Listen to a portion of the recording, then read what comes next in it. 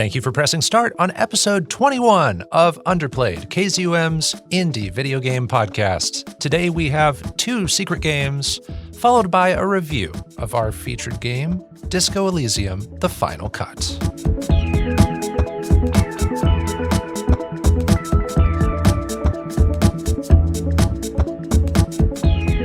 Here on Underplayed, we review indie games of all kinds, the games with small budgets but big hearts, the lesser-known experiences with imaginative ideas. I'm Bopo, and joining me today is my player 2, DiscoCola. How's it going? It's going okay. I am embarrassed because I forgot dice for a bit. I was going to do at the beginning, but I am okay otherwise. How are you, Bopo? Do you want to go get the dice? No, I'd have to go home. Well, I am doing just fine. My lieutenant from Precinct 57, those are, of course, references to our featured game, Disco Elysium: The Final Cut. It is our last featured game of the season. Yeah, look at that. Look at that. It's kind of crazy that it's already here. Yeah. It's always it feels so far away at the beginning of the season, and now we're here. It takes us about 4 or 5 months to record a season of Underplayed at this point. That might take longer or shorter in the future, who knows? But Here we are at the end of another season. Yeah, and we didn't even have all that many delays considering everything that happened this season. Exactly. So it's been pretty cool. You added to the ranks of your family. Yeah. We played a couple of really long games. We sure did. We had a couple hiccups and disruptions, and each of us needed more time to play certain things at different points. But we're here. Thank you again for joining me for season 2 of Underplayed. And next episode will actually be our final episode of season 2, because we're going to reflect on the games of season 2. We're also going to plan the featured games of season 3. So we have a big list of games that we think would be awesome to play as featured games. There are dozens and dozens of them. So we have to strategically pick which ones would make a good representation of indie games and what order should we play them in as well. And we're also going to just give out awards, rankings, and give fun anecdotes about our games of season 2. So I'm looking forward to wrapping up the season that way. And last time we did this for season 1, it was super fun. Yeah, I agree. I had a lot of fun. I've already been working on some of that stuff for the next episode. So I'm excited to talk about some of that stuff with you, because it's always fun to think about what does Bo think for this, section of the podcast? What's his jealous game? And I like to sort of predict that. See if I'm right. There's a meta game that goes on there. What would DiscoCola pick for his top 5? I try to think, what were your top 5? What was your jealous game? I think of that too. I want to bring up something that just happened the other day, and this will kind of date when we're recording this podcast episode. Nothing that we talk about news-wise will ever really be timely on this podcast, so I'm just sorry, folks, announcing that here up top in case anybody is curious about that. But we just saw the 2nd annual Annapurna showcase. Yeah. And you reminded me that it was happening, and I watched it after the fact, maybe about 3 hours later, and I just wanted to note some of the things that we took away that kind of excite us from this showcase. This is one of dozens of indie game showcases that happen every year. So it's a little arbitrary that we're choosing to talk about this one, but it's so fresh in our minds. Mm-hmm. And Annapurna is such a big publisher in the indie game space that I think it's a good one to reflect on. So I just wanted to point out there were games like Flock that I think were really surprising. Flock looks super cool. I didn't see coming. There is a game that I can definitely understand why people are so excited about. It might not be my thing, but the scary dinosaur game, The Lost Wild. That was the one they ended on. That was the one that people came away with being super excited about. People love their Dino Crisis, man. Yes.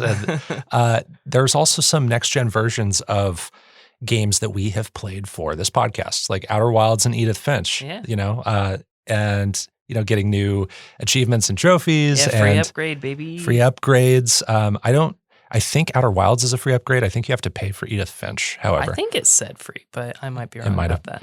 And, new features like better graphics, more frames per second, always great things to see. were there things that stood out for you from the second annual Annapurna Showcase? I mean, I didn't think there was a single stinker in the bunch. I didn't really care about the dinosaur one either, but I thought all of it looked good. I'm even excited kind of for like Thirsty Suitors, which is totally not my usual jam.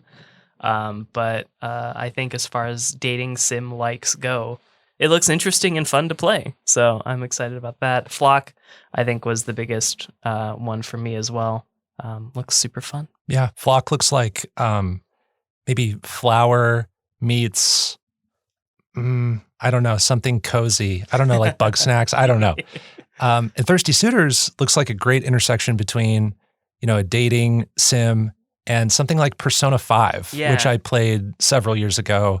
They even used the word persona in the gameplay trailer we saw. Oh, true. Yeah, you're right.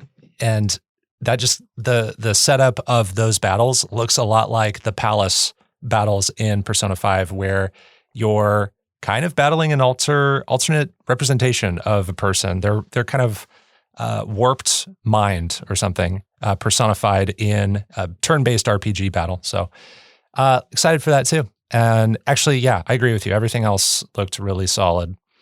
So with that out of the way, I think we can move on to our secret games. The secret games. Secret games that you're playing. Secret games. The secret games.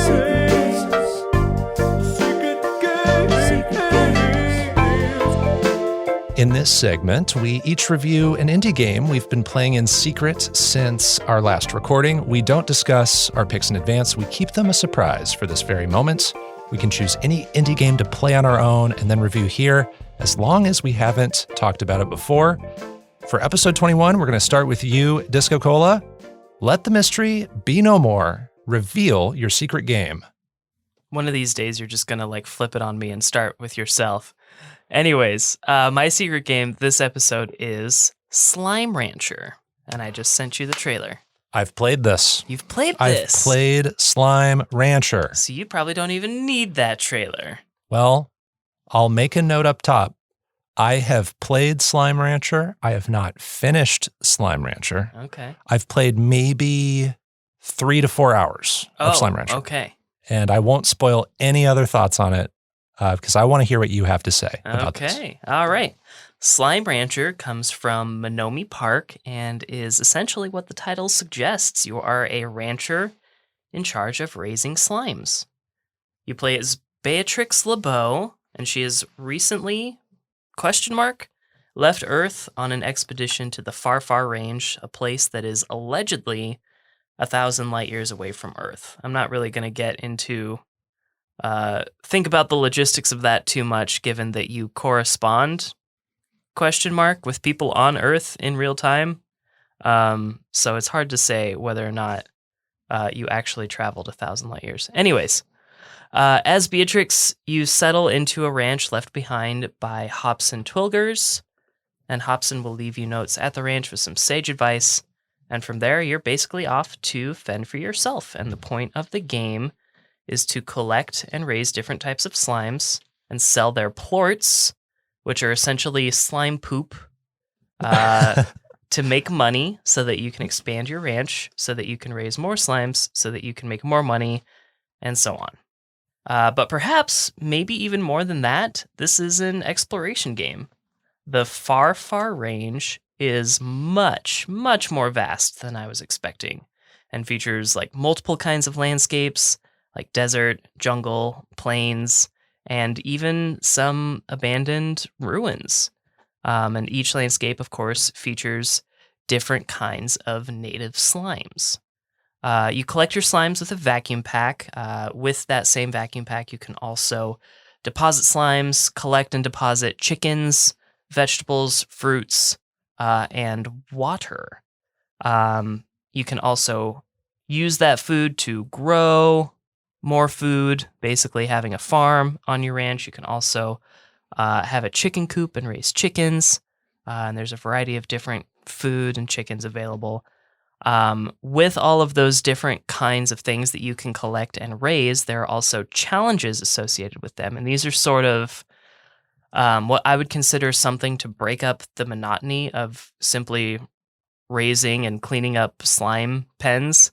So you'll have different NPCs that will grant you challenges and ask you to collect certain things for them. So you can, for example, you'll be collecting different kinds of plorts for one person, or another person will ask for different kinds of chickens. He's really into chickens. And as you do more of those challenges for each of those individuals, you gain access to essentially bonus game modes. And you, like I said, you get those bonus game modes by collecting and doing the challenges for those different people. And I think this is a great way to make it more interesting, because essentially it's very easy to fall into the trap of just raising slimes and checking on your crops and feeding your crops to your slimes and continuing that cycle. Eventually in the game, you also gain access to materials for manufacturing. These manufactured goods allow you to make your life on the ranch a little bit easier. It'll let you create things like teleporters so that you can get from one end of Far Range to another without having to travel there the entire way, because like I said, Far Range is huge. You can also help to automate your ranch with little bee drones. And there's so many other different kinds of things you can manufacture. This game also features collectibles, kind of. Like the slimes themselves are collectibles. You fill out sort of like a encyclopedia as you collect all the different fruits and vegetables and chickens and slimes. But there's also little treasure pods throughout Far Range. And each of them can be one of 3 like difficulty levels to open. Essentially, like you need a more advanced lock pick to open certain colors of treasure pods. And so given the size of Far Range, they're all over the place. And so you never know when you're going to run into one. And speaking of the size of Far Range and how many treasure pods there are, you can access so many of the platforms in this game. This game is probably... You can probably sequence break this game better than most other games on the planet. Any platform that you can see on the screen, there's a good chance that collision is programmed into it. Even if you think you can't reach it, you can sort of like cheat and use your jetpack and eventually reach that platform. And most of the platforms do have collision, and sometimes you are rewarded with treasure pods, which is fascinating and rewarding if you are willing to go through all that extra time to sort of like cheat your way into places you probably shouldn't be. But it's also frustrating to know that treasure pods could literally be just anywhere. Like you could have this cliffside that is daunting and seems impossible, but maybe there will be something up there. So, but that covers most of it. Throughout the game, you receive correspondence in the form of what's essentially an email system on your ranch at home. You can only read those when you're home. And that allows you to talk to a friend that you left behind on Earth. It allows you to talk to the organization that sent you to Far Range. And you have a couple of old, like, preset emails from Hobson. I want to talk about some things I don't like about the game. The very first thing is actually the unpredictable nature of some slimes. To be fair, that's kind of the fun of some of the slimes, but like you have a slime that can teleport essentially, and that's supposed to be unpredictable, but you also have slimes that just like bounce on top of other slimes on accident, and suddenly they're out of your pen and you're trying to track them down before something terrible happens. I remember that when I played. Yeah. The game itself, just the map is just a little bit too large. There's just a little bit too much to see, I think, given what it is and how much more focused the area could be. Because, like I said, most of the platforms have collision, but a majority of those like really high up platforms and stuff that have that collision don't have anything. Like sometimes you find something, but most of the time there's nothing there, not even slimes to find. So it's a little bit too large, could have been a little bit more focused.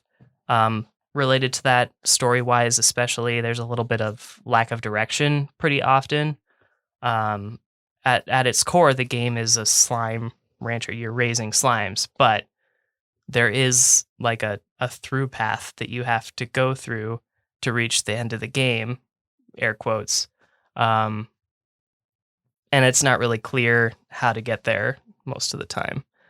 And speaking of the end of the game, the credits roll happens just crazy abruptly. There's one end game state and it happens, and then it's just credits right there.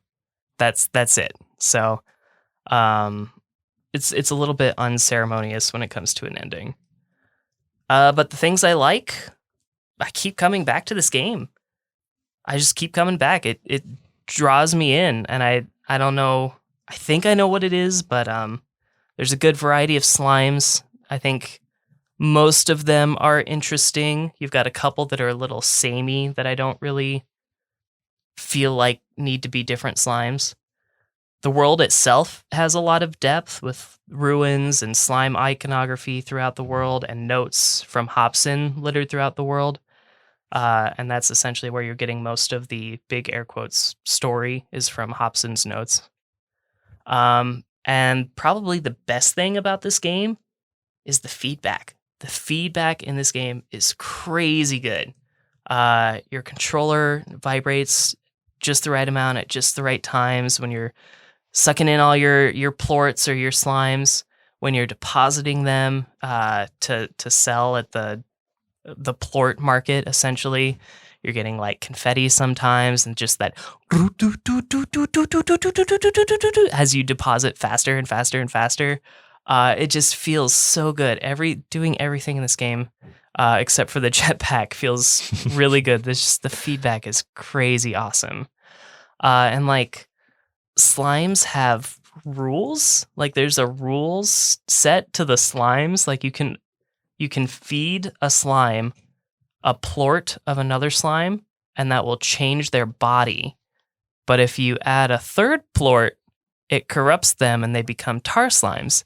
And tar slimes will corrupt other slimes, and then everything will be tar slimes. And so it sets these like really fascinating limitations. There's like stakes to mixing different slimes. Yeah, you have to observe and be scientific about how you interact with them. You can't just do whatever you want. Right, exactly. And so you don't want to put a pen of those teleporting slimes too close to pretty much anything else because they might drop a plort next to... You sound like an insane person right now. Keep going. But, oh man. So I just, those rules about the slimes are very fascinating. There's slimes that can't eat plorts from other slimes because they're unique or special given their physical constitution, like what they're made of. Like the fire slimes will not eat other plorts, and you can't feed fire plorts to other slimes. They're a unique entity. So on its face, Slime Rancher is a game I should probably hate, and there are parts of it that I do hate, but I keep thinking about it. I want to go back and try so many different combinations of slimes. I want to collect all the treasure orbs, and when I have time to game and I don't know what I'm in the mood for, Slime Rancher has been the first thing I thought of every time. So because of all of that, I kind of want to give Slime Rancher an 8 out of 10. I'm so glad you liked Slime Rancher. Oh my goodness. It's so weird. It's a game that I hate to love, but I love it. Well, 8 is a very positive score from DiscoCola for Slime Rancher.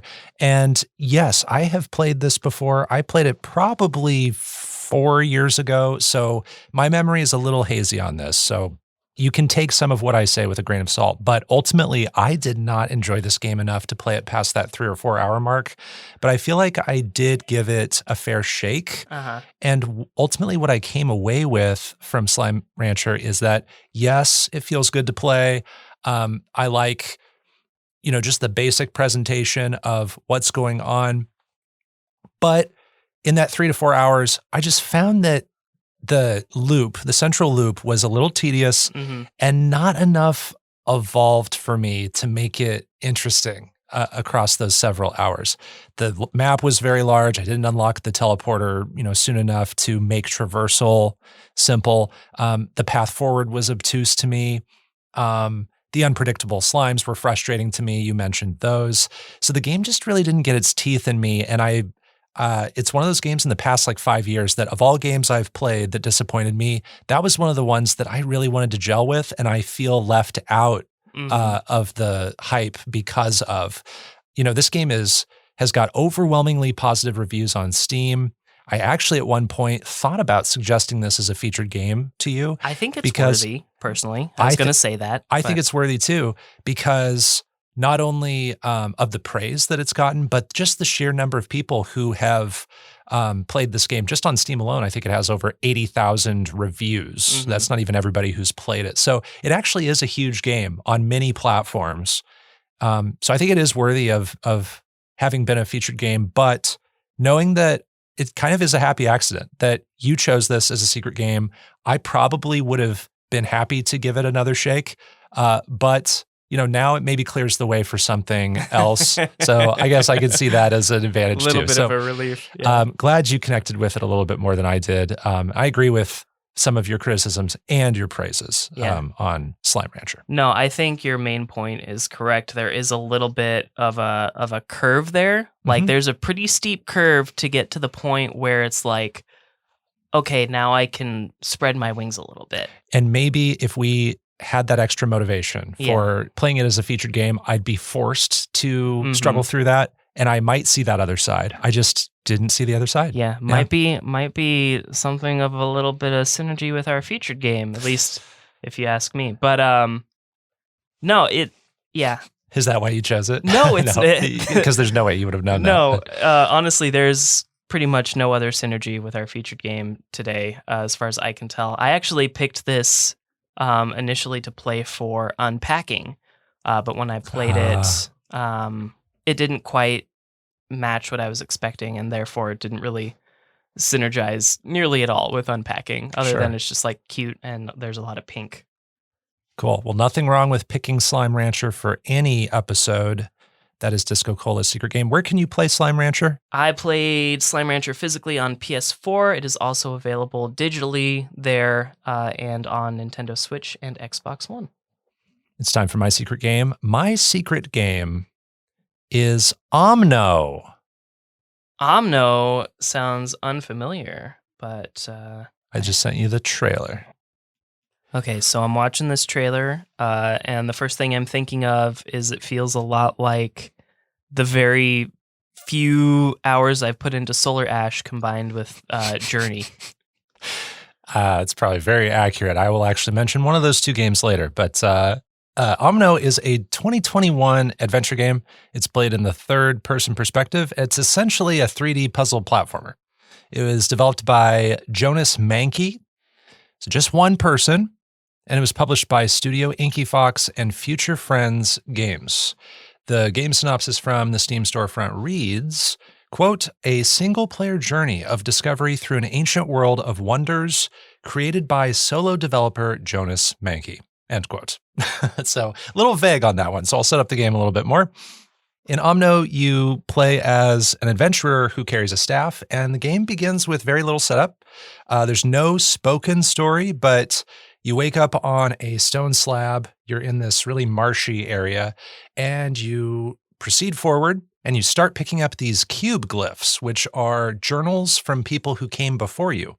As you read those, it becomes really apparent that the civilization that came before was looking for something called the light. And they were looking to transcend their normal lives. And it seems like your character is looking to do the same. Without necessarily knowing why or the story behind what happened to those who came before. And you traverse through 10 open areas. The environments vary from lush forests to long stretches of desert. There is a giant frozen lake. Closer to the end of the game, you explore clouds in the sky.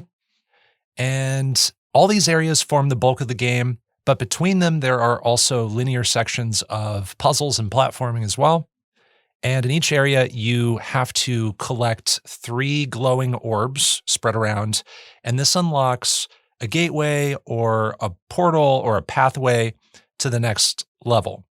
But the levels don't just have the glowing orbs. There are other collectibles.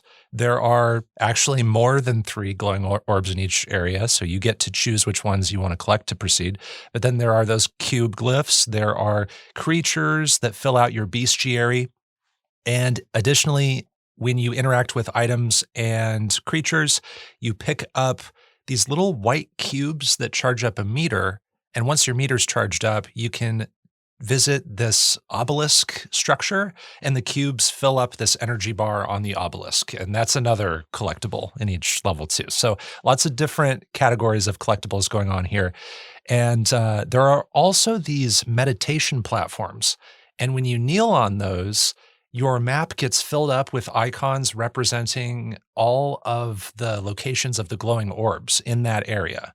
So one of the first places you should visit in a new area is that meditation platform, so that when you pull open your map, you know, oh, 2 glowing orbs in this corner of the map, 1 to the east, so forth. It kind of gives you a path forward to know where to go. And by default, all you can do is jump, but you gradually obtain 4 abilities that allow you to solve puzzles and perform more complex platforming. So there's a dash you get almost right away in the game. There's a surf ability where you jump on your staff and you surf all around, usually downhill.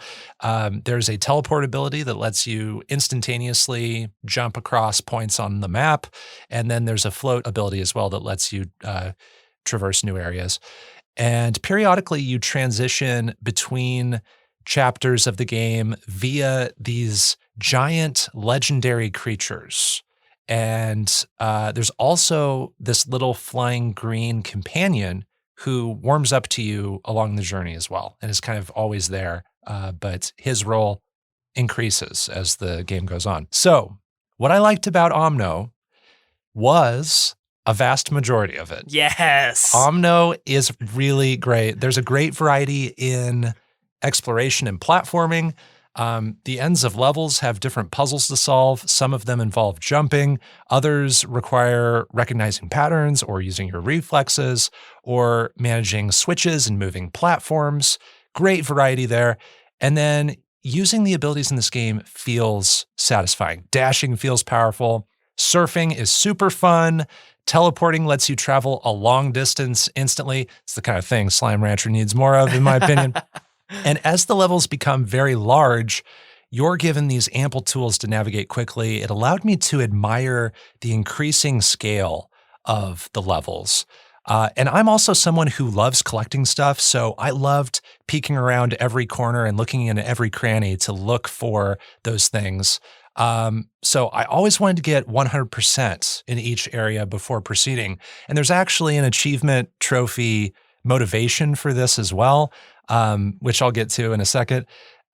Great variety in creatures too. The bestiary is full of charming creatures you can interact with in fun ways. The user interface is also really minimalistic in a positive way. When you pull open the map, it just kind of pulls open in the world around you. Another menu doesn't show up. You just hold up your staff and it shows a really nice, clean representation of the world around you. Love that. The game is more immersive because of that simplicity. And the game's beautiful. It has calming visuals. The color palette is vibrant. There's a great variety in the environments. I loved the beautiful music too. If you watch the trailer I sent you, it has beautiful angelic vocals. Also great cinematic moments too. When you ride those legendary creatures, that was such a joy. And the last level is also really epic. It's a great conclusion. You fly through the clouds, you climb a really tall tower, and it has just this really nice grand scale to it. And I love the final moment of this game. It really hit with a simple emotional punch. I felt very satisfied by the ending. And I also love your little green companion who joins you. That's all I'm going to say. I won't say anything about how he plays a role. What I disliked about OMNO, just a few things. the game can kind of feel like a collectathon, which can be a negative for some, not so much for me. Although there were moments where I wished I could find the last cube glyph so that I could proceed. And I wanted to get that 100% in each map, specifically because you really can't go backward to collect things if you want all of the achievements / trophies. You can reload an area from chapter select, but from what I read online, this apparently wipes your progress up to that point. I never wanted to experiment with it. I didn't want to risk it. So I ended up backing up a save file at one point because I did miss something and I was just afraid of losing that progress. And then the jump can kind of feel weak and slow at times, but this isn't as big of a problem in OMNO because of the awesome abilities you get, like the teleport and the surfing. There are other ways you make up for that weakness in your jump. So overall, I recommend OMNO highly. It is serene and therapeutic. I had a tough time putting the controller down. It is a combination of what I love about several other games. I think it has the simplicity and setup of Journey. It has the movement and visuals of Sky Children of the Light, which was a secret game of mine from season 1, meets the addicting collection of something like a Spyro game, I would say. So I'm so impressed this was made by one person. If this developer made an OMNO 2, I would play it in a heartbeat. I'm going to rate this an 8.5 out of 10. And this is actually the highest I've ever rated a secret game. Wow. I've never rated anything over an 8 up to this point. Is that right? That is correct. So OMNO is playable on PC, Nintendo Switch, PlayStation 4, which is how I played it, and Xbox One. That's excellent. Yeah, I'm glad you mentioned Spyro because as you were talking and explaining all the different collectibles, I was literally waiting for my turn to say, yo, this sounds like Spyro. I've actually been playing the Reignited trilogy again, this week. Nice. Well, if you're still on that kick, I would buy and play this if I were you. I intend to, without giving away too much about your jealous episode 22. Yeah. So, yeah, this looks awesome. I can't wait. There are moments that immediately reminded me of Journey. As soon as you get that surf ability, the game actually directly lifts that famous sand surfing sequence from Journey. It basically copies that verbatim, but I think it's a great piece of that game to copy. And there's enough other stuff going on in OMNO to make that a respectful choice, not an exploitive choice. Right. So yeah, it's very lovingly made. You can tell there are lots of inspirations going on in this game, and I recommend it to almost everybody. It's hard to think of people that this wouldn't work for. So okay, cool. Very charming. I will. I look forward to hear what you have to contrast and compare when we finally play Solar Ash too. Yeah, which I think is on our very long list of eligible on our very long list featured games. So looking forward to checking that one out one day. Those are our secret games, Slime Rancher and OMNO. Let's move on to our final review of Season 2 of Disco Elysium, The Final Cut. It is our featured game.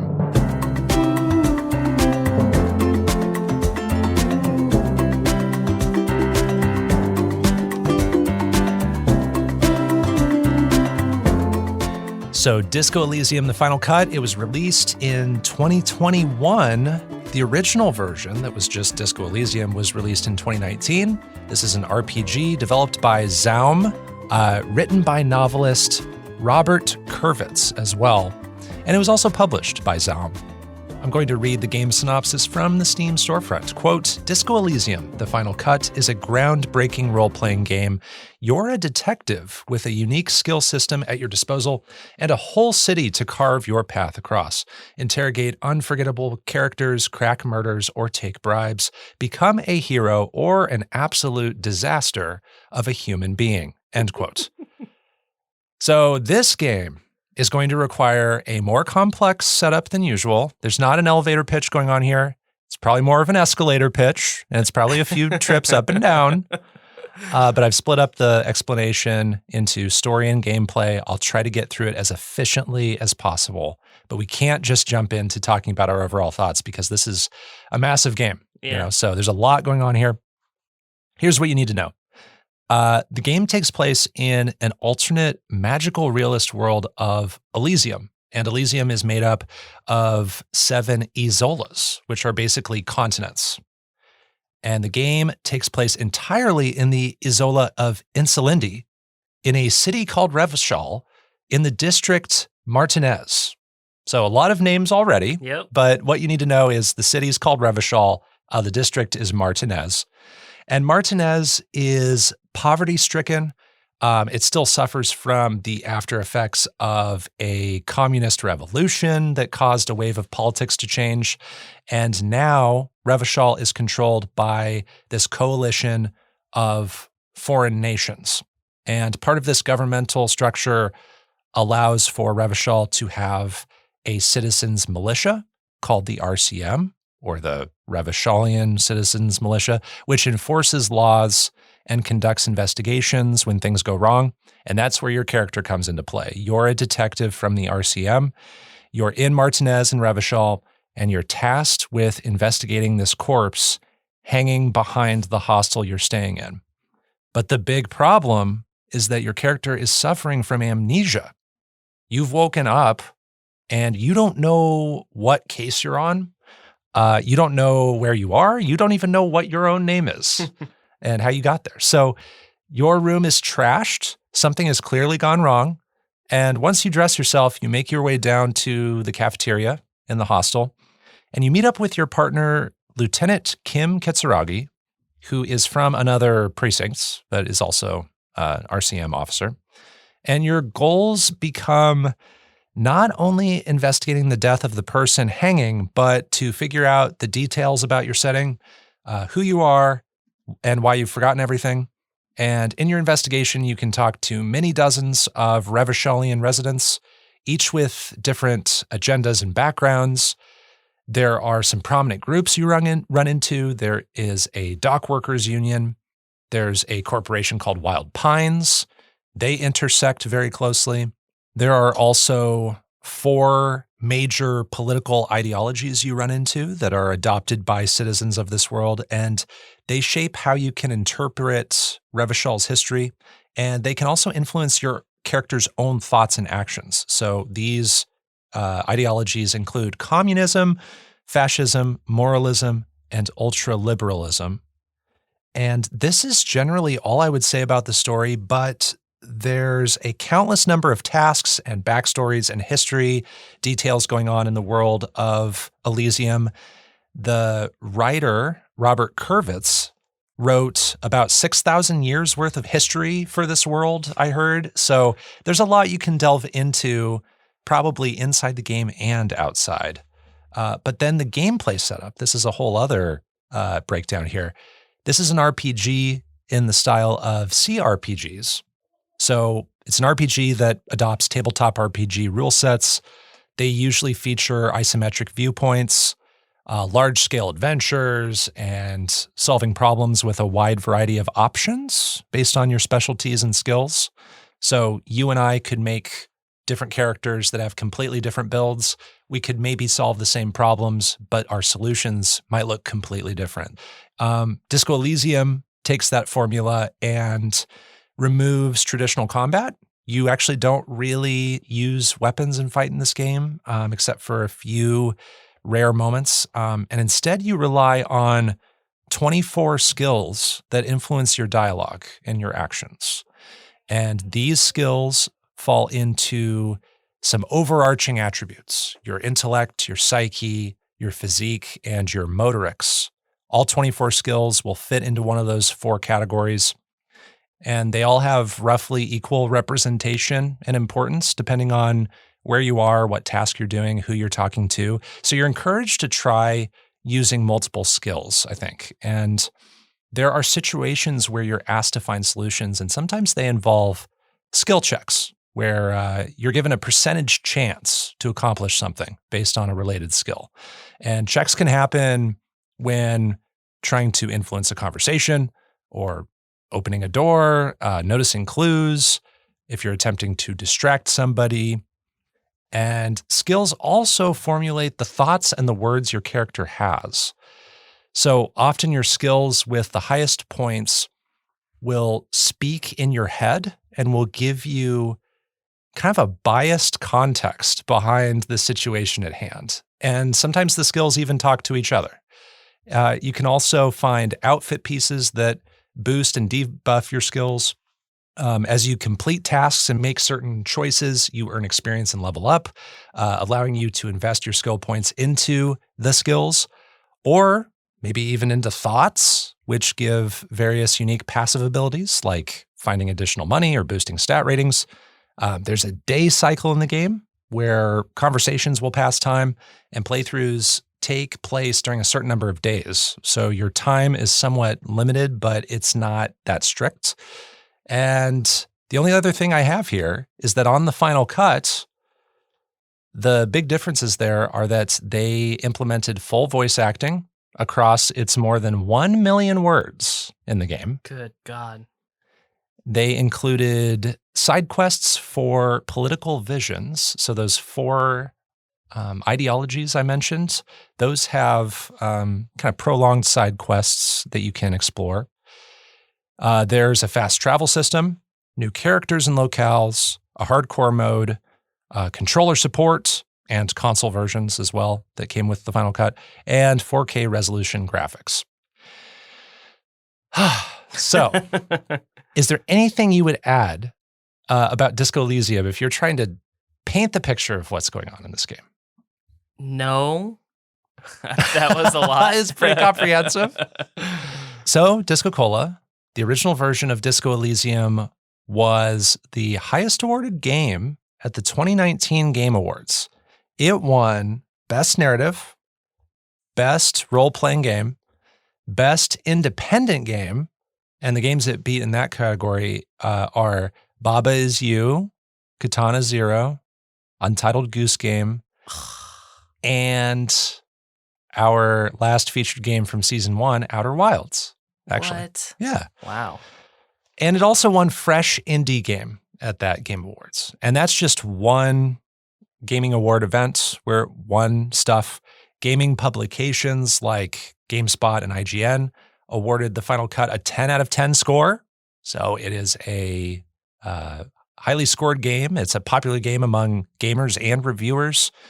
And anecdotally, I have a few friends who have called this game the best original RPG of the last decade plus. I don't know if you've heard any comments like that.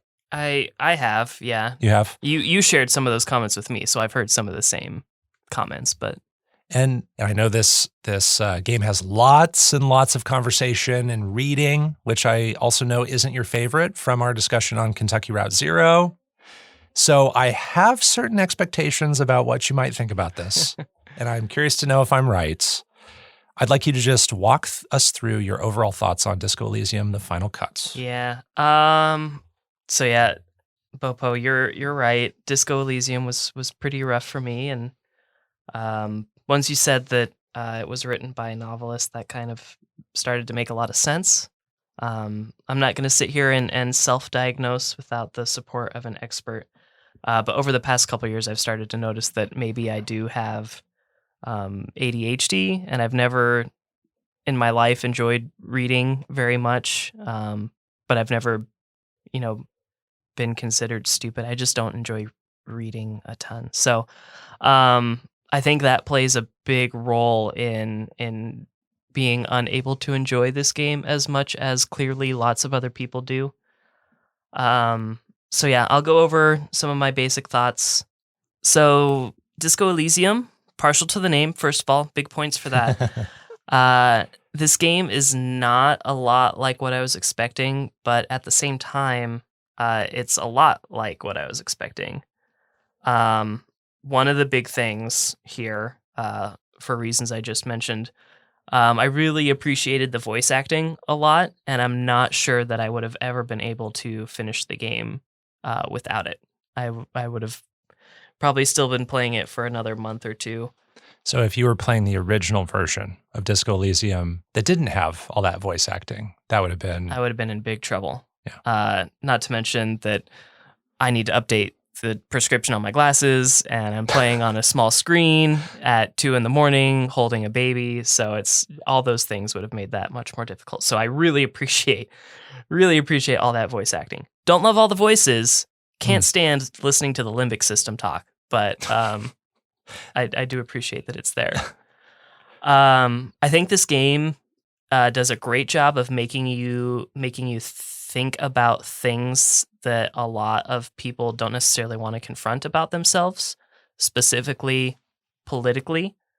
So like, even if you consider yourself more politically minded, you might be given a trophy or achievement suggesting that you're of a different affiliation than you would necessarily agree with. And I'm not saying that happened to me, but that happened to me. And so I didn't appreciate that. So because of that, I think that this is an interesting game for people who are political but think they are apolitical, and good, maybe, for the, quote, none of above type people who think they are political. You might be finding that you're not quite the savior of communism that you thought. Just to lightly counter that, I think that is true in a lot of places, but I also think there are moments when the game is very clearly satirizing some notions and kind of expanding beyond our own Earth definitions of some of these ideologies. And it's like, oh, this no longer resembles the tenets of this idea anymore. Yeah. This is just getting so heady and overly conversational and detailed that it's kind of poking fun at it, I think. But not every case. Yes. Not every case. And I will cling to your counter because I like that more. This game has crazy twists and turns that are unexpected. In most mysteries, you kind of have enough pieces to kind of make like a shot in the dark guess at the beginning. There's a near 0% chance that you could guess where this game is going to go at the start. Yeah. Someone I know actually played Disco Elysium and got one of those skill checks at the beginning, like a 3% that clued him into the big twist at the end that allowed him to maybe figure out the case a lot easier than pretty much anyone else on the planet. Which is crazy. I never attempted a 3% check because I wanted to get chances to increase that. So that's crazy. I have not heard of that happening to people. This game also, and this might be one of my biggest complaints, is that this game just goes on and on and on and on and on and on.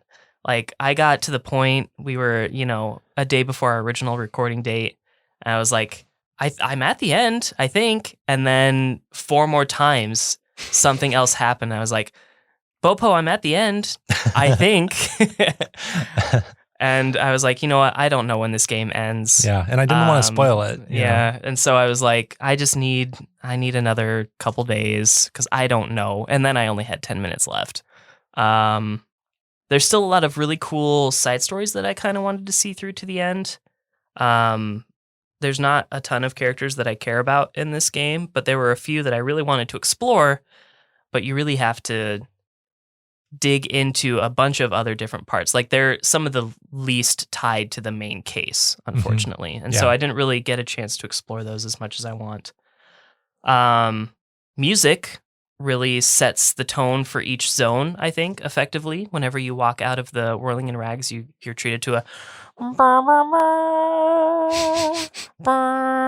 and it's like hopeful a little bit and a little bit majestic. There's a lot of history there in Revachol.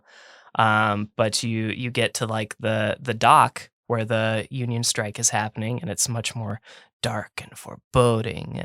And so I think the music sets up different zones really in a really interesting way. Speaking of visiting different zones, walking around in this game sucks. I hate walking around in this game, especially like trying to go up and down stairs. I know what you're talking about. Yeah, yep. Just not my favorite thing to do. I agree. So yeah, those are pretty much my main thoughts. I want to give Disco Elysium a 6 out of 10, namely stating that I understand that this game just isn't for me, and that's going to be the case with people like me, I think, that need just a little bit more action. So. Yep, makes sense with all the points you made. And this game definitely is not for everybody. This is very unlike OMNO, where I would selectively choose who I would recommend this game to. I would say if you're someone who likes delving into lore and history of a fictional place, someone who appreciates the art of voiceover performance, there's a lot of that in this game. If you're someone who likes classic RPGs or just RPGs in general, there's a lot here that is, I think, really well done and admirable. And for my overall thoughts, I would just say that I actually started by disliking this game quite a bit until I liked it. Until I really liked it. I actually went through quite an evolution with this game. I am sitting here now in flabbergasted awe at the amount of writing and history this game has, at the amount of voice acting this game has. I struggled with getting on the wavelength of this for the first maybe 5 to 7 hours, but once I got to around day 3 or end of day 2, things really clicked into place for me. And by the time I was closer to the end of the game, I really marathoned it. I had a tough time putting this down. Part of that might have been knowing that I had this deadline of this recording coming up, and I knew I had to just get really solid time in, but I really wanted to keep going and find out more details behind the main story, mostly, and then listen to a lot of the voices going on in my head. I just found a lot of stuff fascinating there. The game has so many moving parts, and sometimes they all play in concert in a really fascinating way to me. And there are times when you have maybe 20 or 30 active tasks. You have so many objectives you could go after, large and small, that it can be really easy to be indecisive about what task to follow. But I also never hit a wall. For me, the game kept going because I had so many options of where to go. And although some of the tasks are seemingly really stupid or silly or insignificant, they would usually lead to something meaningful. And in the end, it might not be an immediate payoff, but it would happen eventually, I'd find. All the tasks feel like they can feed into each other and give you these experiential dialogue. What I mean by that is after you do a task and fulfill a request, maybe, it will give you this experience that you can take into a conversation elsewhere. And because you did task A, you now have this conversation, this dialogue option in task B. And that was so thrilling to me, knowing that anything I do can show up and give me an expertise in a way. And then there were moments where these insignificant things would happen, but the game would actually tell me that this thing might play a larger role later. I actually got something I wrote down. It said, quote, "Something tells you this isn't important now, but will play a much larger role later." And then whenever something related to that inconsequential topic came up, I perked up and I always listened. And so that kept me interested, even when things were seemingly small in scale. And I love the voice acting, especially the one guy responsible for all 24 skills and the narration. He must have more than half of the million words going on in this game. And then the voices, the skills, they repeat the stakes of what's going on in a lot of scenarios in a way that helped me make what I felt were informed decisions. When I was given a scenario, there was the surface level scenario, the thing that happens, and sometimes that's not enough for me. Sometimes I need things explained 3 or 4 different ways, and that makes me feel more confident about, one, knowing what to do next, but just also understanding what happened in front of me. And that's what these skills did for me. Sometimes there was a chain reaction of the skills talking too. One skill would make an observation about what just happened, rewording something, And that made me understand it. But then another skill came in and made a slightly different suggestion about what's going on or about what I could do next. I found that super fascinating. There was a scenario where my logic made an interpretation about what something meant.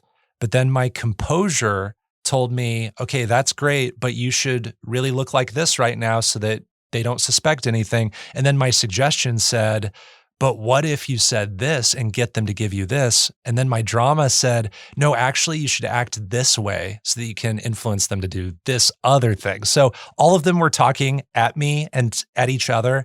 And I was like, you all have a point. And I don't know which one is the best. And it made me think like, wow, this is really strong here, what you're all saying.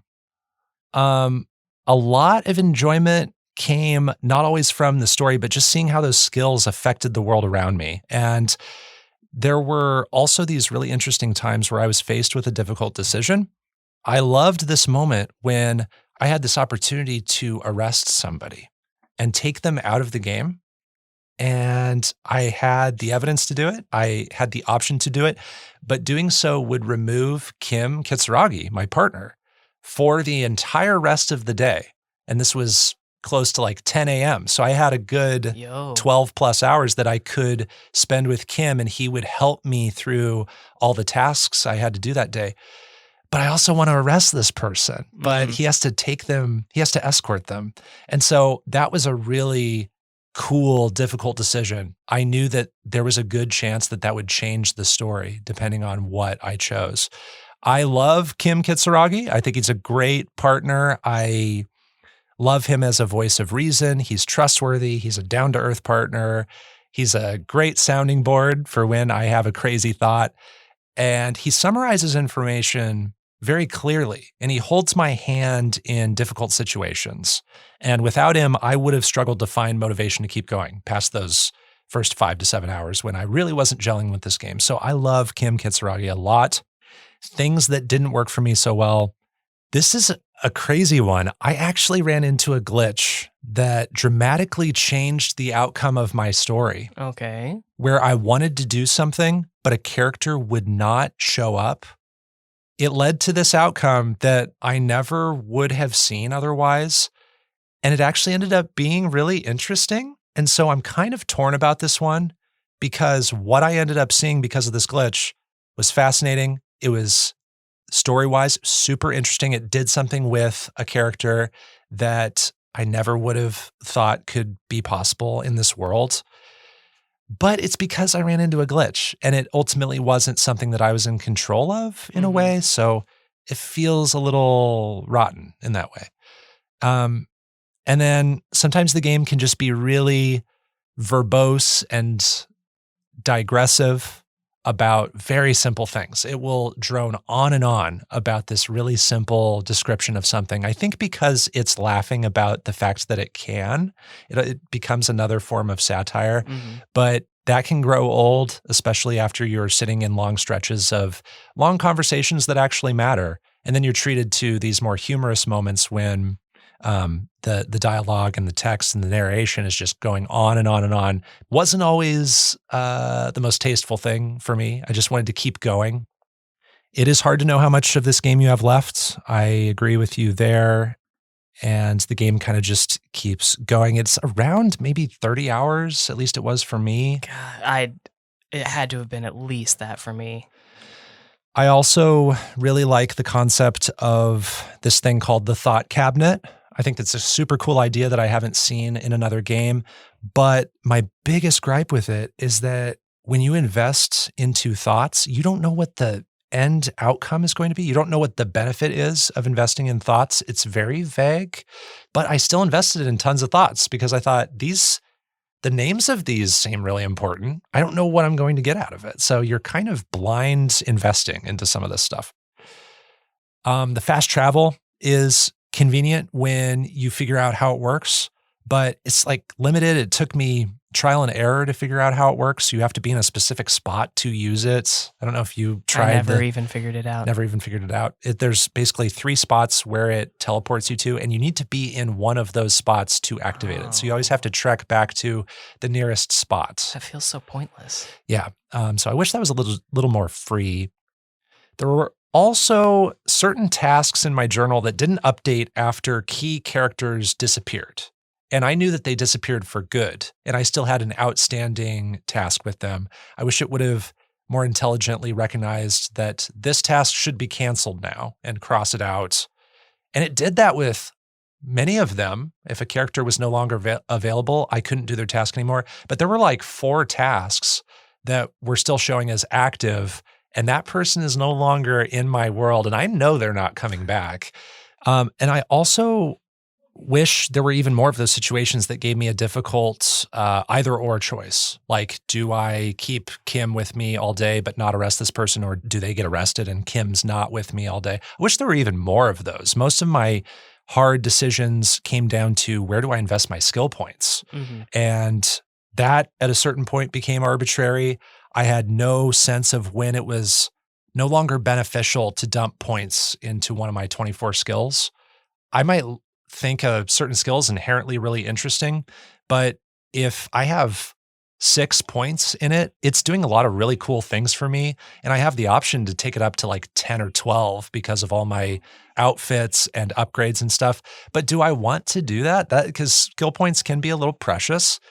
Do I want to take something up to 12? Like, what would that even do? And the game is so long that you feel like you don't really have that option to be experimental, because whatever you pick is going to stick with you for dozens of hours.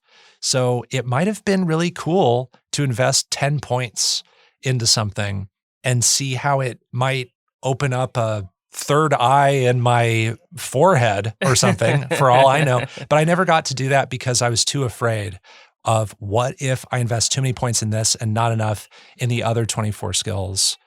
I don't want to take that risk because the game is so long. I don't want a bad decision to plague my playthrough. Does that make sense? Yeah.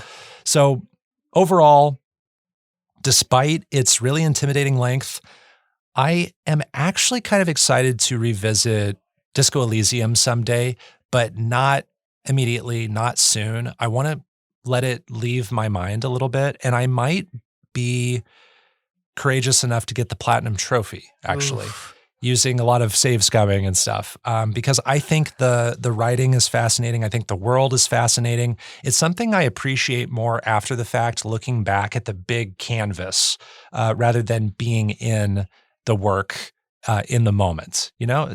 So I'm in awe of the 24 skills, the amount of detail and small choices that add up to each playthrough being unique.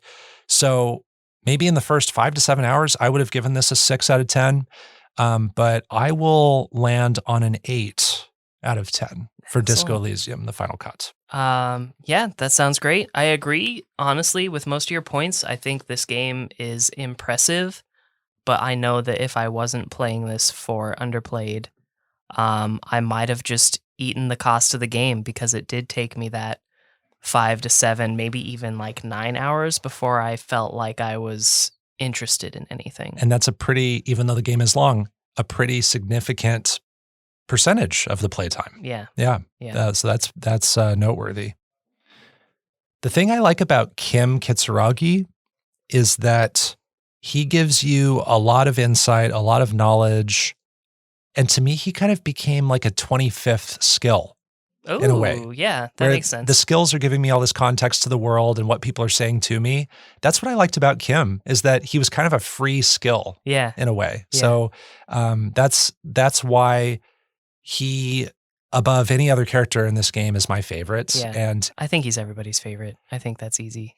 And I kind of agree with you. It's hard to find characters you like in this game because they all have an evil side. There's always kind of something to not like about people. Yeah. People, so many, for me, it was like everybody has all this like posturing and machismo, and that was in nearly every character. And it was just like, those are character traits that I not only don't value. I don't value machismo at all. I avoid it even. Yeah. So it's just like, ugh. Yeah, this game is replete with that.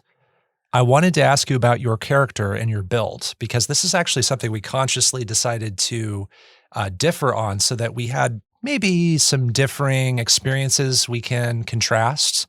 So when you start the game, you build a character in true RPG fashion. You have those 4 overarching attributes: the intellect, psyche, physique, and motorics.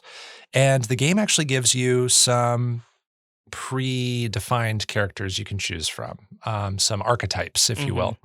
And I chose the thinker, whereas you chose the sensitive type, right? Yes. So could you break down what the sensitive type looked like, skill-wise, attribute-wise, and what that experience was like playing the sensitive type in the game overall? What kinds of experiences did you have? How did the sensitive type tackle problems? Okay.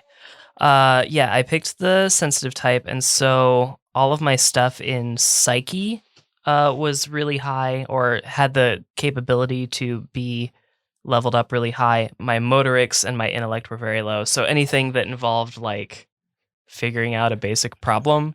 Anything with your hands or your brain. Yes, Yeah. it was very difficult. So you're basically more charismatic. You can relate to people. You can have authority over people. You can influence people. People will listen to you.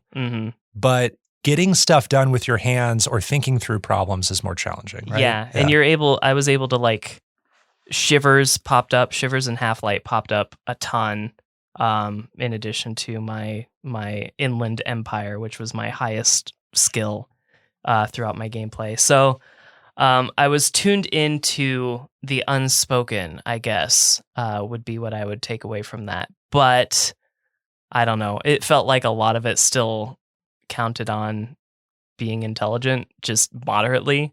And I was not that.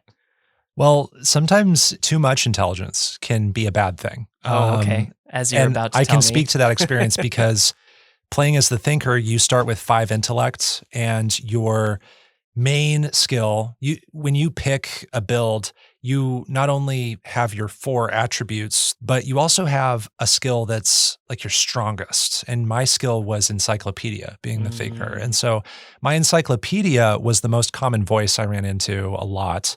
And if there was a historical event someone referenced, my encyclopedia was there to tell me about it. And so I always understood the history of what was going on. And I actually appreciated that because I don't like having to look stuff up on a wiki and stuff. My wiki was there in the game, like doing that for me.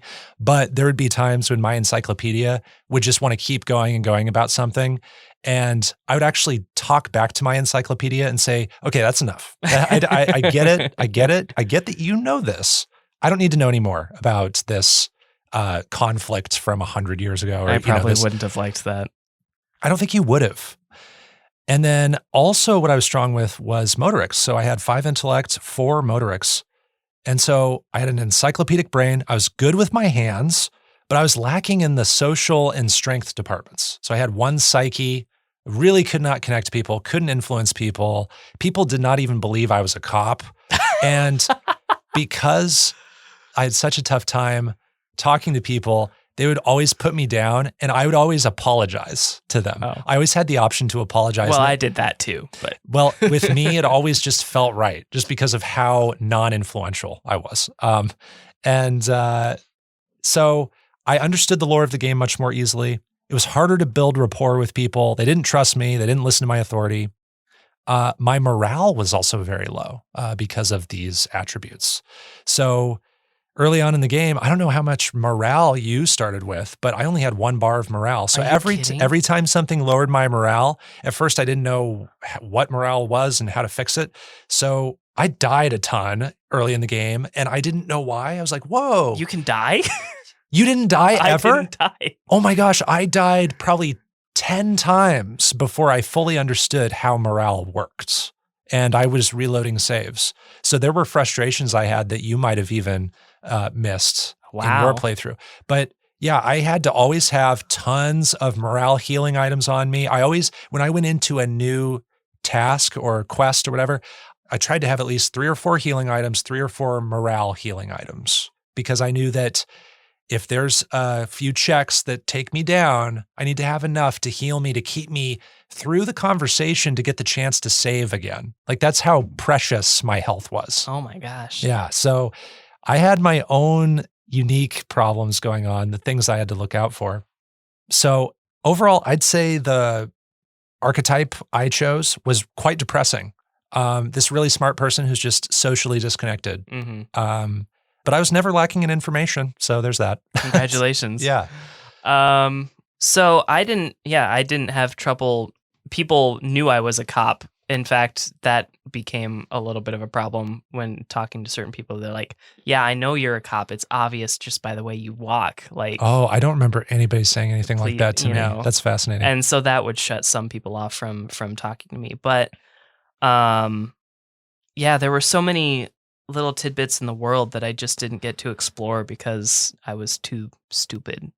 Yeah. Like me as the person playing Disco Elysium, I'm like, no, it's obvious what happened here. I want to tell you, but I can't. But your character couldn't fill in the gaps. Right. There's no way to do that. Yeah. Unless you actually increase your skills with those points. Yeah. I want to go back to what you said about skills in your overall thoughts.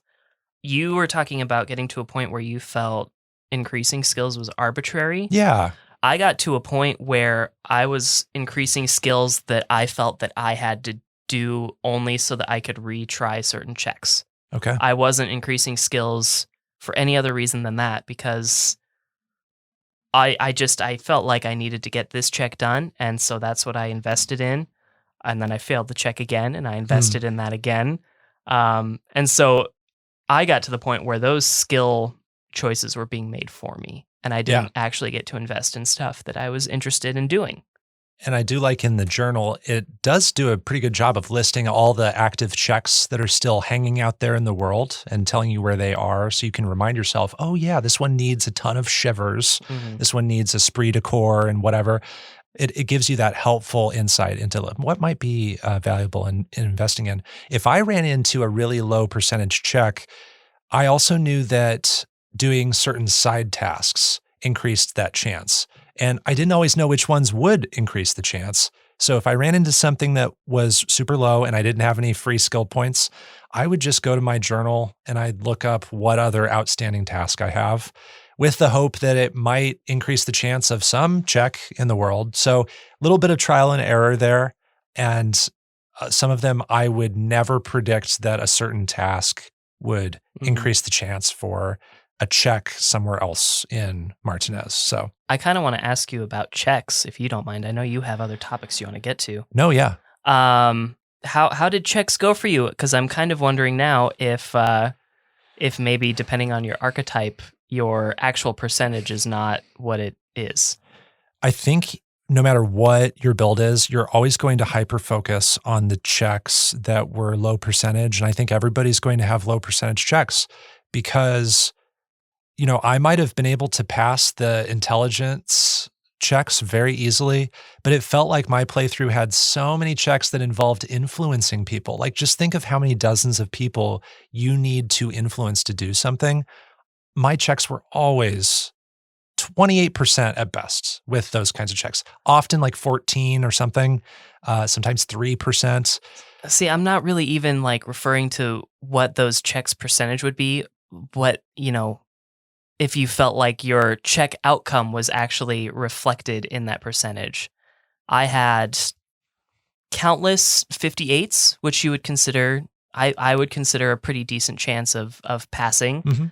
But I failed a majority of them. Really? Not 42% of them, Sure. a majority of the 58% checks. I failed a 97% once. You twice. failed a 97%? I failed a 97 twice. Oh, wow. And I never so- failed a 97. I failed some 58s, but not in a way that made me notice it. If I failed something that high, I was like, oh, it's bound to happen from time to time. But then I'd succeed in a 58%. And then I think there's like 72s. Do 72s show up? Yeah. I would fail like, you know, I probably failed like 2 or 3 of those.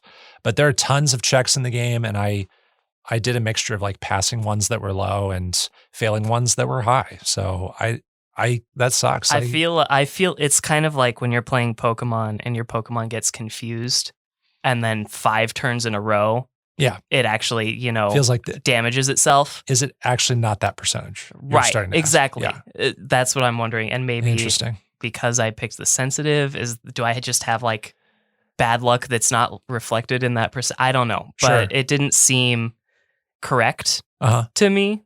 Now I'm going to be completely honest about something. I did save scum at certain points in the game when I felt like I had the right to. So if I ran into a check that was 3%, I did not save my game and sit there and try it over and over and over again to try to shortcut the game, because I think that is an uninteresting way to play the game. Yeah.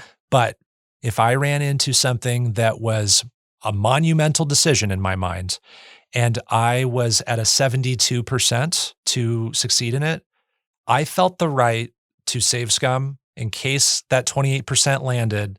I did reload a save in that case. Okay. So I did do that. I didn't do any of that, but I did get to a point where I was like ready to do that because it was the end of the game and I thought I needed to pass this check to get to the end of the game. And I kind of did, actually. And I failed it 3 times. Wow. All at like a 58 or above. And I did have some checks that I had a fair chance to pass.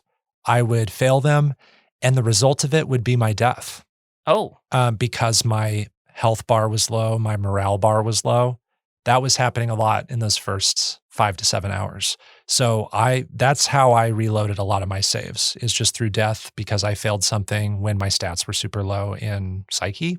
I think it's because of that. So I want to share more examples of skills interacting with each other that I just thought were kind of interesting or humorous. So there are a couple of pens you can find in the game. And there's a moment where I lost a pen because I think I gave it to somebody and they kept it. And my skill interfacing said, no, that was my favorite thing of yours. And then right after they said that, hand-eye coordination jumped in saying, my favorite is the gun he lost. So I thought that was awesome. So in this game, you lose your badge and your gun, which are highly embarrassing things. Yes. And you don't even know that you've lost them because, again, you have amnesia. And anytime the game poked fun at that even more and leaned into that, I really appreciated. There was also a fun contrast between electrochemistry and logic for me. So my logic was really strong because I was really high on intellect. My electrochemistry was low because of my low other attributes. But electrochemistry kind of talked like a party animal, was really wanted to just like constantly drink and take drugs and stuff. So you were hearing probably from electrochemistry more than I was. Constantly. But there was a time when my logic made a really astute observation about how this certain amount of cocaine could not logically be present in this certain location. I was like, yeah, that makes sense. And electrochemistry really wanted this cocaine to exist because they're like buying into it. They want to find this cocaine. And so electrochemistry was like, wrong again, nerd. It was like calling out my logic for being this prude, basically. It was hilarious, and I didn't expect that. So the game had tons of times that made me maybe not laugh out loud, but I was just in awe of how clever things were. I can't even imagine being on the programming side of that, just like all these if and statements that you probably have to put into the game. Just yes. Like, if this situation happens and, these skills are at this level, I know. This dialogue option that is voice acted happens. You have to imagine that had to be a huge percentage of the development time. Yeah. Is like figuring out what are the causes and effects for all those. And the system by which those activate is a little mysterious. When one shows up, it'll say like medium success, meaning you need a medium amount of points in that skill to make it trigger. Oh, is but that I don't what that know means? I think that's what that means. Okay. But you and I saw it probably hundreds of times, that pop up, and I don't know the science behind it. I wish there was a little bit more breakdown of that. So now I want to jump to a few anecdotes about the glitch that I had and some story things I experienced. I will be a little vague, but I will reveal some things about what happened in my specific playthrough. So if you're listening to this and haven't played Disco Elysium and want to avoid spoilers, I would jump off at this point, but we'll still kind of dance around the finer details. The glitch I ran into was with a character called the Pigs. Do you remember the character the Pigs, or did you encounter the Pigs? I don't think I encountered the pigs. Okay, so the Pigs is someone you need to interact with to get your gun back. And I ran into a glitch where I did everything necessary to get the Pigs to show up.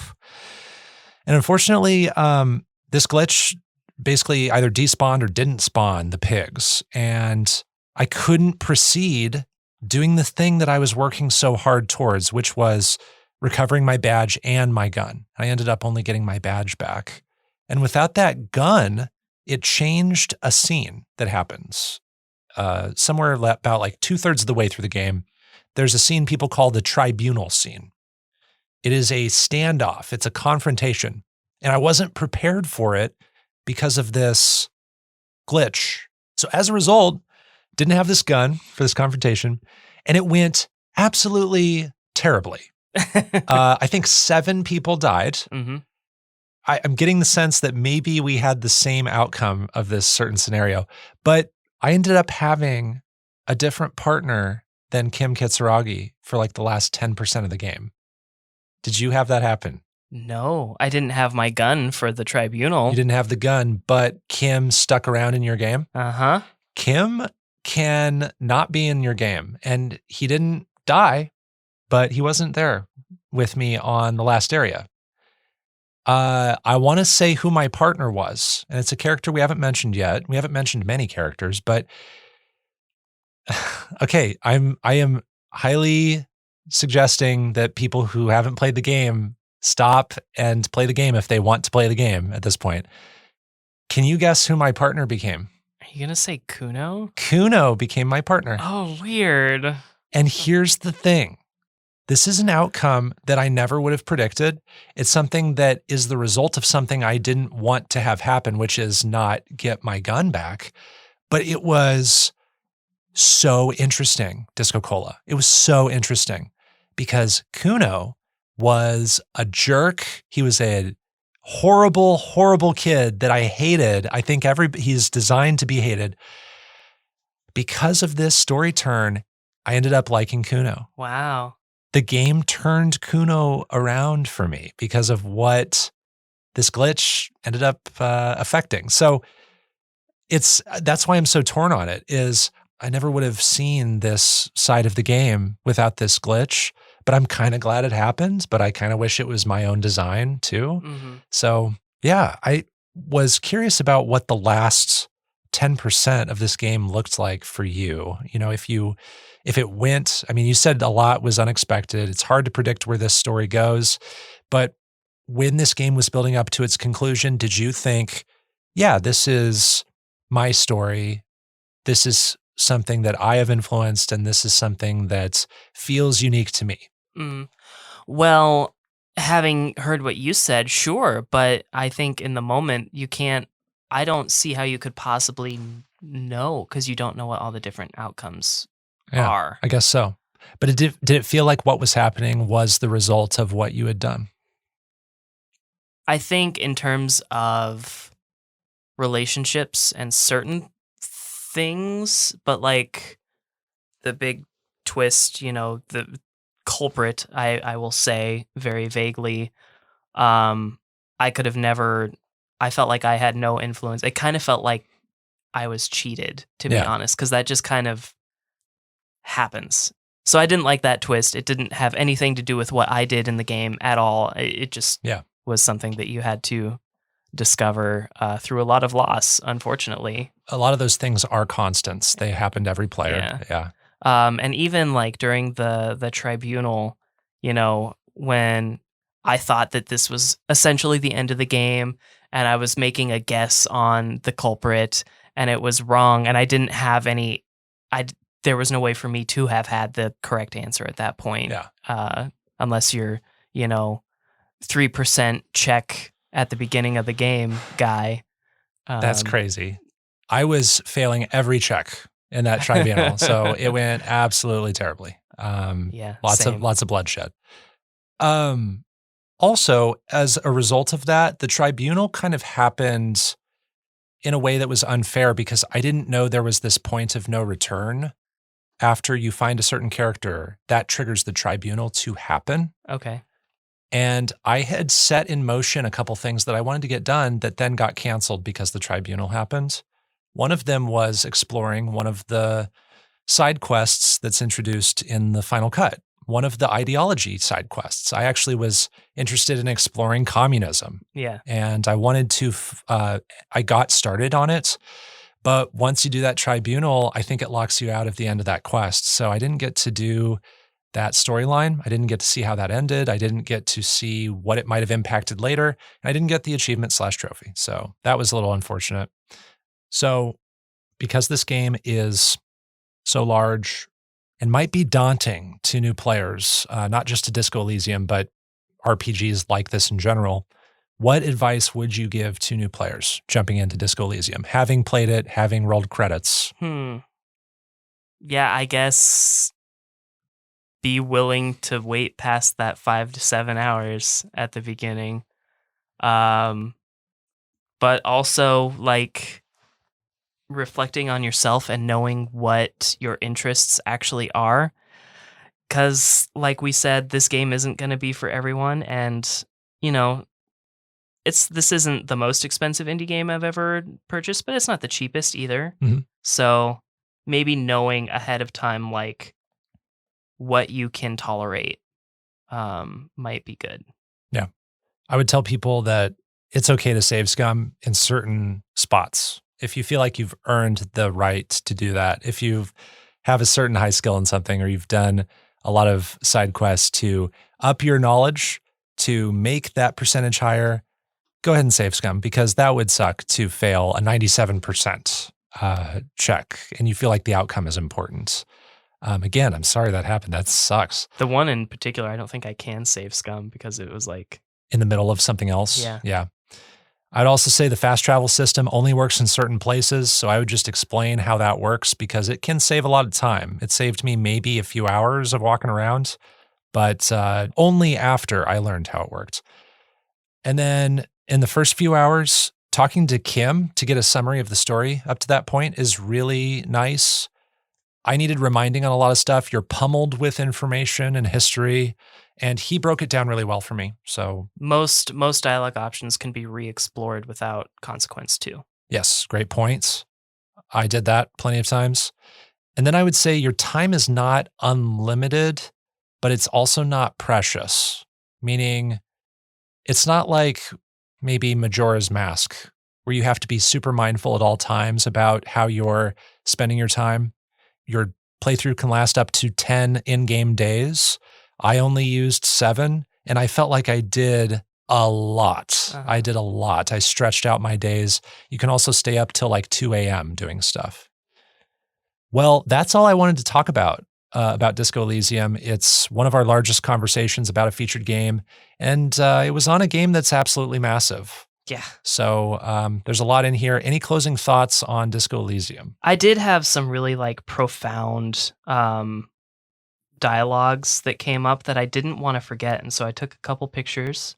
One of them happens with the woman on the ice, whose name I don't remember now, but she's using that microphone on the ice. She's outside the tent. Yeah, and my empathy says, she looks at the recording device, the thing that she thought would fill her hours with joy and escape. It's turning out to be an empty fantasy. She feels childish and very useless all of a sudden. And I just, that felt so heavy because it deals with failed expectations, and it felt relatable. Another one came from Shivers after Kim turns on his headlights for the first time for you. It's from Shivers, and it says, in the middle of a broken plaza, illuminated in a cone of light, 2 men, one slim, the other sturdy. They are on a city stage, but only one of them knows his lines. Whoa. Yeah. And that's talking about your character and Kim? Yeah. Wow. Yeah. And there were quite a few others like that, but like those two, I didn't want to miss the chance to have those written. So there's a lot of really profound stuff. There's also a lot of like overdone written word in there too. Yeah. So There were probably 10 times where I just sat back and was impressed by the writing, and there's poetry in the game that's really good. And poetry can exist in this game that has 1 million words. There's some banger lines in there. And my favorite characters were all the ones that delivered those more profound lines, like Manana and Tommy. So yeah. Well, that is our review of Disco Elysium, The Final Cut. You can play it on PC, Mac, Nintendo Switch, PS4, PS5, Xbox One, Xbox Series X and S, and Google Stadia. DiscoCola rated it a 6. I rated it an 8. That's the end of this episode of Underplayed. You can find more of our episodes at kzum.org/underplayed and on common podcast services like Spotify or Apple Podcasts. Our music was composed by Jack Rodenberg. Our art comes from Oni Mochi. Underplayed is on Twitter at UnderplayedPod. You can find me on Twitter at Bopo. That's BO_PO. And check out that same handle on the GG app where you can see my game lists and what I'm currently playing. And I am DiscoCola on Twitter and on Twitch, maybe coming back pretty soon. Nice. Look forward to your return. Next time, for our season finale, we will reflect on the games of Season 2 with observations, rankings, and awards. And we'll also look ahead by planning our roster of featured games for Season 3. Until then, everyone, keep on playing.